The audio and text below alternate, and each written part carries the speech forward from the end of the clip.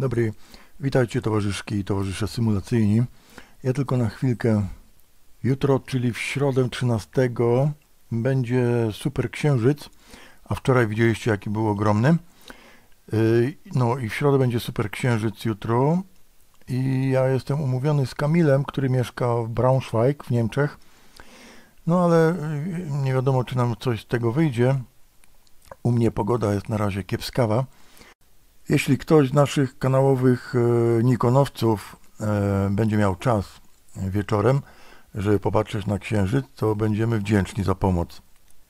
Koniec lipca, początek sierpnia wybieram się nad morze i znowu będziemy łapać, pamiętacie nasze przygody z latającym Holendrem? Będziemy łapać statki i księżyc.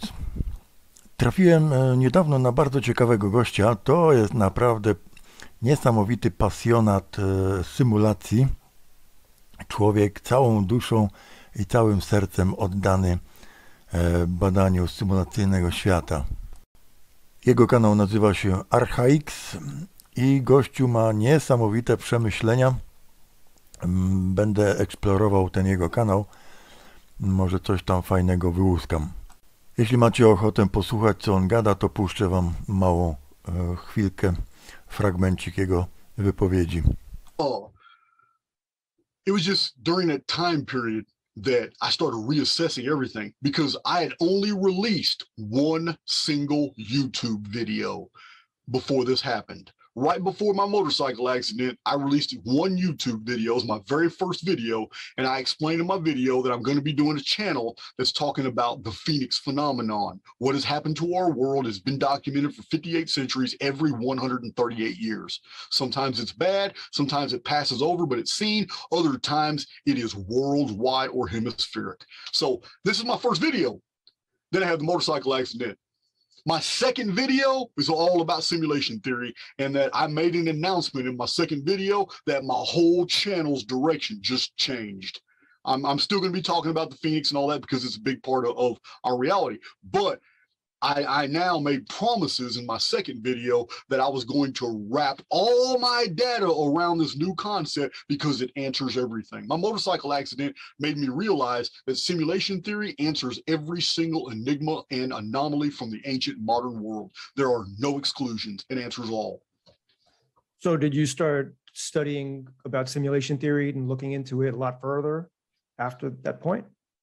Well, when it comes to here again, we enter the realm of subjectivity.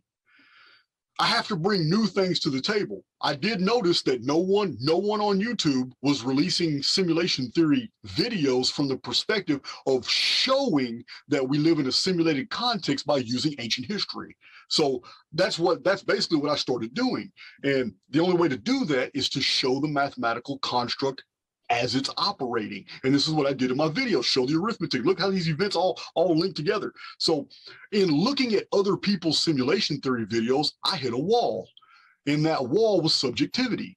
Meaning, when I listen to Neil deGrasse Tyson, I'm listening to a very sanitized version of simulation theory from the context of a man who has accepted the Newtonian universe, who has accepted the heliocentric model, who has accepted the scientific establishment's version of history.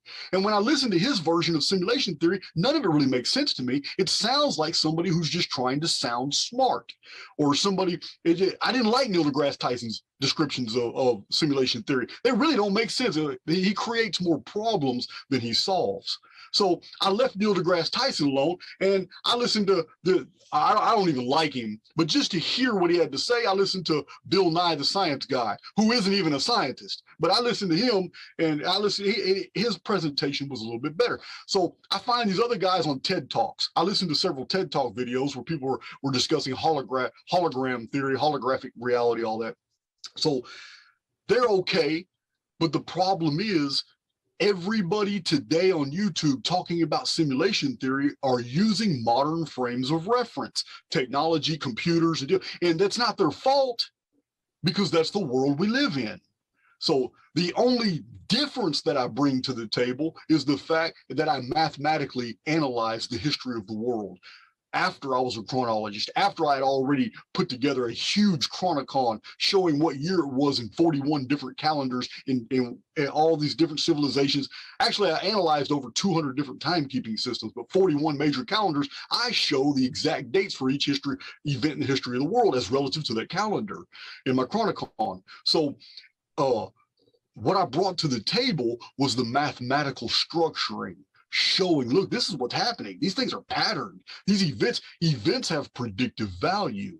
So I pretty much avoided the whole showing simulation theory through the computer vernacular, which is very popular, the techno vernacular, from our modern technological frames of reference. I've avoided that because that too is subjective.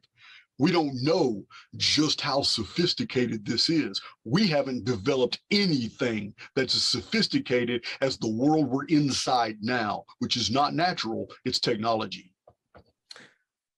Which brings me to my next two questions, which I think...